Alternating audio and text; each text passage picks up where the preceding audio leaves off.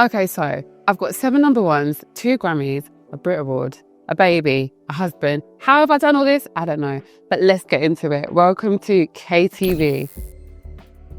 Chapter 1, Camille versus the 9 to 5. So before I got into music, I literally was in the most completely different career path you can ever imagine. I was a stockbroker.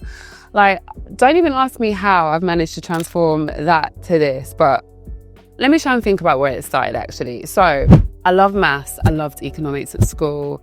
I was such a boffin, like I really wanted to do anything to do with maths and economics.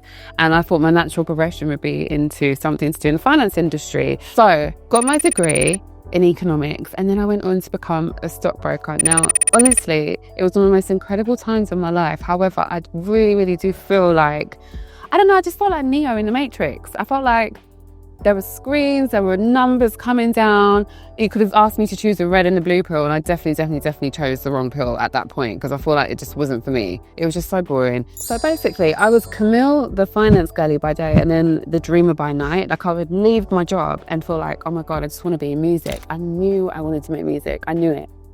I knew it, okay? It's something that you literally just know. You can't stop thinking about it. You can't stop dreaming about it. My dad had a friend who owned a studio and he said to me, all right, do you want to go and work at the studio and just see what's going on in there? I was like, okay, cool. I didn't know what being in a studio even meant. I didn't even know what it meant to write songs, to be honest with you. But I was like, okay, let me just go through. So I started hanging out at the studio. So I'd leave the office, take my heels off, get on the train, go over to Queen's Park where the studio was, all the way from Canary Wharf, and I would like put my trainers on, put my tracksuit on and get in the studio. And I was doing that probably every single day. I was so tired. One day I even got mugged. I'll never forget, I was walking in the rain and these boys came and stole my phone. It was so sad. And literally, I was just desperate to do anything to be in that studio environment. My first time in the studio was absolutely incredible. I was blown away. It's when I learned what songwriting meant. I was watching producers and songwriters make songs and I was like, this is incredible. Watching the whole thing come to like fruition was unreal to me. I was obsessed from that minute. I never forget being in the studio and feeling like this is what I want to do for a living. The next year, I finally left my job. I literally just walked out. I remember one day it was raining. It's so dramatic. I was just like, I'm not doing this anymore. And I walked out of my job. I just couldn't take it. I couldn't take it, and I'm sorry, like, I just couldn't take it. I just wanted to be free. And I think it was that feeling where no one could have stopped me. My parents were so disappointed that I walked out of my job. I just didn't care. I didn't care. And that's how I knew that music is what I wanted. So anyway, I'm in this studio that I was telling you about where I was in there groveling, working. And I started writing this song with an amazing producer.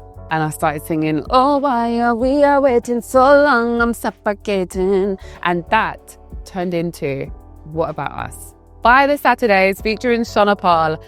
Listen, the most incredible story. My manager, who is my manager now, came into that room. I didn't even know who he was, but he came into the room and heard that song and was like, I need to send this to a record label because this is incredible. So shout out Rodney Williams for that, because I feel like that was literally the first step I had into the music industry. And the worst thing was that song went to number 1. That was my first ever cut, like professional cut as a songwriter, and it went to number 1. So basically it validated all the thoughts that I had about leaving my job. And that is so rare. This industry is so hard. So I'm not advocating walking out on your job. I'm just saying if you take a risk, it can pay off if you're devoted and determined and motivated, I promise you. So shout out Ollie Jacobs, who is an incredible producer. And he actually was the one who nurtured my talent. I think he saw something in me that I didn't even see in myself. And he was just so up for working with me and writing songs. And that's kind of how I first learned how to write a song. It was with him. So shout out Ollie. Chapter 2, the Pop Domination era. This era was a very iconic era to be, because honestly, it transformed me. I am obsessed with pop music. I'm obsessed. I live it, breathe it. I love it. I love writing it. I love thinking about it. I love singing it. I studied the greats like Max Martin and people who have literally been prolific in making hits. Pharrell, obviously, is so incredible. And I remember I would always look at the CD covers of songs that I loved when I was young and like look at the credits and see who wrote them and who produced them. That was me. I was that girly. So I'm so geeked out by the people who created the songs. I always have been. So anyway, I got introduced by my management to Anya Jones, who was an incredible A&R. extraordinaire. She's also now one of my closest friends, funny enough, and like we built this friendship over the years. But she was A&Ring Little Mix with an amazing man called Guy Langley, and this was at Psycho, Simon Cowell's label. So one day I got asked to come to a meeting to meet with her and just play her some demos that I had, because obviously in that studio I was in, I was just making loads of demos. I didn't know what they were going to be, and I had no one to play them to. So I played her some of the demos, and she was like, "Cam, these are incredible." I was like, "Really, Bill?" She was like, "Yes, Bill." And then she said, "You need to meet Little Mix." So I was like, oh my God, I was like, "Are you serious?" So I was so nervous about this. I'd never really actually like met an artist before, like properly. I think that was like the first group I'd ever worked with. Walk into the room, Little Mix are sitting there, the most gorgeous, wonderful, cutest girls ever. And it was just the most beautiful experience. I feel like we connected straight away. One thing I've noticed about me though is when I like someone, I can kind of become obsessed with them. And I think that definitely happened with Little Mix, because I became obsessed with them. Like I was studying them, I was watching them, I was talking to them, I was WhatsApping them. It was like they became my sisters. And I feel like that's why I was able to write so many songs for them, like even without them being in the room sometimes.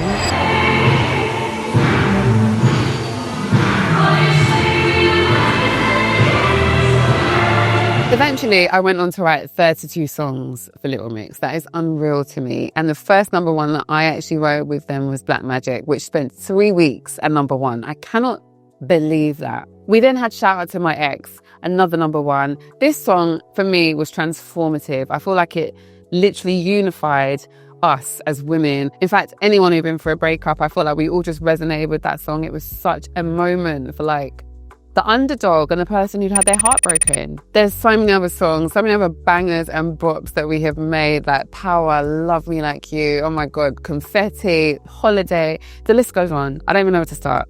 Think About Us, oh my God, my favourite song, Think About Us. But I really do feel like if I had to pick one, it would be Shout Out to My Ex, just because I feel like it was so special and it just did something. It was a moment. And I definitely know I'm onto something with that, because it happened to win Best British Single at the Brit Awards in 2017. Chapter 3, multiple number ones and plaques on plaques. So I really feel like this was when I proved to people that I wasn't just a one-hit wonder. I think a lot of people have me down as that, which I don't think I'm mine. You can doubt me if you want to, but I'm just going to come through anyway, because that's what I do. That's one thing my parents taught me, is to never ever give up and to always prove people wrong. And I definitely lived for that. I think also I had that fear of the fact that I walked out of my job, like stemming through everything I did. And I feel like I constantly wanted to prove that I was meant to do this. In this era, I was becoming very consistent. I think I started to understand what it meant to write a song. I started to understand the process. I was just in my bag. I knew myself. I definitely feel like melody is my gift, and that's the thing I can do with my eyes closed. And that's just something that I think I just have. And I'm so grateful for that blessing, because it's one thing I know I never have to try hard with, is finding a melody. Anywho, back to the hits, right? This was a moment where I was just, next one. I just wanted it all. I wanted it all. And here is one of my favourite plaques. I do love a wide plaque. I love when a plaque has like 2 big old discs, which just feels very serious. You can get plaques even bigger than this as well, by the way. So this plaque is for Ain't It Different by Headie One, Stormzy, AJ Tracy, produced by my boy Fred again. And it was just an honour to be part of this song. I remember coming up with that hook and thinking I wanted to sample Lady Saw, and it just worked. I'm also singing on the record. A lot of people don't know this, but I did feature on the record. And I know you might ask, why weren't you featured on the record? Do you know what? I was just happy to be on it. I definitely think that's a lesson to learn as well. Not everything is your big moment in this industry. I think it's important to work your way up and just keep going. And even if you don't get that moment that you wanted, where your name is in lights, it doesn't matter, because there'll be more to come. And this definitely proved that. If it wasn't for Internet Money and Don Toliver, the Lemonade song got to number 1 the same week as this came out and knocked us off. So we got number 2, but this would have been another number 1. And I definitely always look at this plaque and think it was the number 1 that never was. Here. And this one, a very special plaque. This to Dua Lipa Nostalgia for the work that I contributed towards it. This album went on to win a Grammy. So this was my first contributing Grammy award that I was part of, that I got to receive. And I went from a Grammy nominated songwriter to a Grammy award winning songwriter. So I'm very proud of this one. And this album was obviously insane. Guys, one of the most incredible moments though of this era was the fact that I knocked myself off number 1. I still don't understand how that happened. But shout out Atlantic Records because they made things work. So a little song that was made with Jess Glynne called I'll Be There. It went to number 1 and I remember thinking, oh my gosh, this is not luck anymore. This is real, yeah? This is incredible. I want this feeling all the time. I actually got to have that feeling again because Solo by Clean Bandit featuring Demi Lovato, produced by my boy again, Fred again, went to number 1 the following week. I cannot believe it. It was the most Shazam song of the year that year, which doesn't even make sense to me. I can't believe that there are people in Australia dancing to my song while I was here in my dressing gown. Like,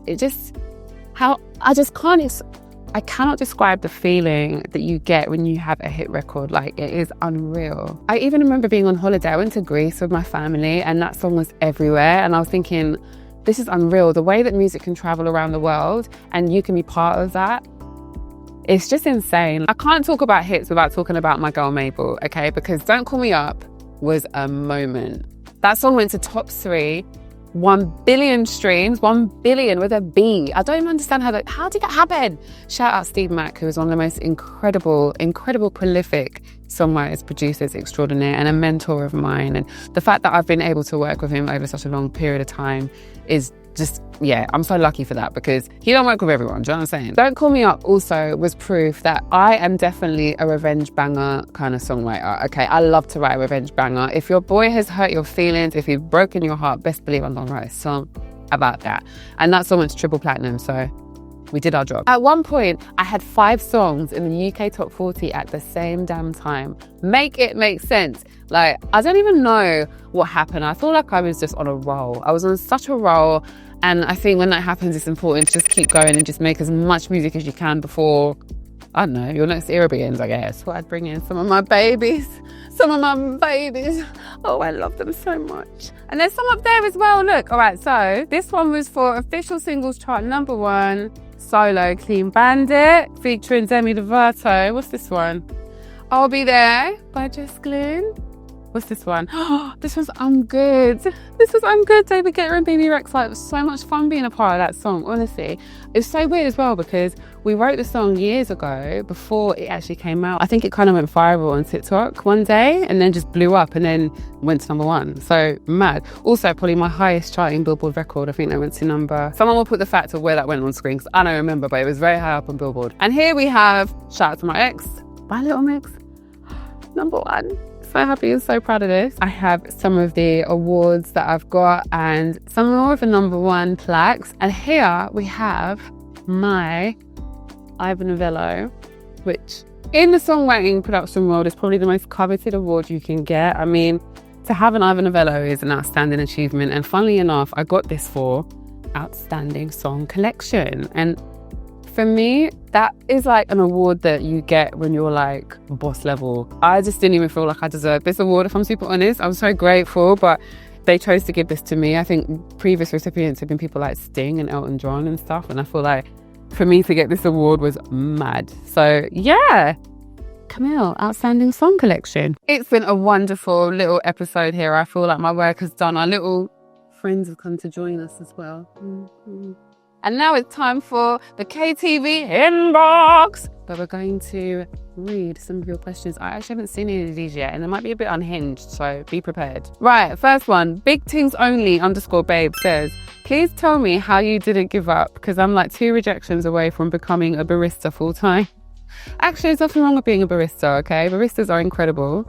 However, I definitely understand what you're saying. It does feel like sometimes you want to give up. I feel like I have that feeling probably once a day, if I'm honest. I cry very often. That feeling of giving up is very normal, and I just don't want you to feel like that means that you should give up. It just means that you really, really want it. You really, really want what you want. And so it feels like, oh my God, I'm never going to get this. But I promise you, you will if you just keep going. At Baby Girl Beats says, how do I find a manager? Like, where are they hiding? I feel like finding a good manager is actually kind of like a dark art because you kind of don't know who's who until you know who's who. So I would say network, be in places, be present online. If you see someone, maybe figure out who their manager is. If you like their work and their talent, just kind of have your eyes open because it's one of those things where you kind of don't know how to find a manager. They kind of find you.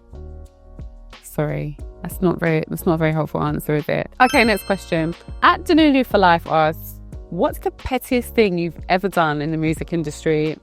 Oh, do you know what? I feel like you guys know how petty I can get. When it comes to like someone breaking a friend's heart, I become very, very petty. I'm like Pettyana, so I will literally be writing about your whole life in the medium of song, and I'll embarrass you as well. And that song will go to #1, and here's proof. Understate. I find that very petty because it means that every time you go to Sainsbury's, you're going to have to hear this song and know it's about you. Bet you think the song is about you, don't you? And it is about you.